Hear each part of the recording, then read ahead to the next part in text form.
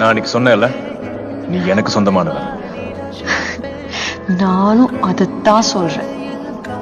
நான் உனக்கு சொந்தமானவன், உனக்கு மட்டும்.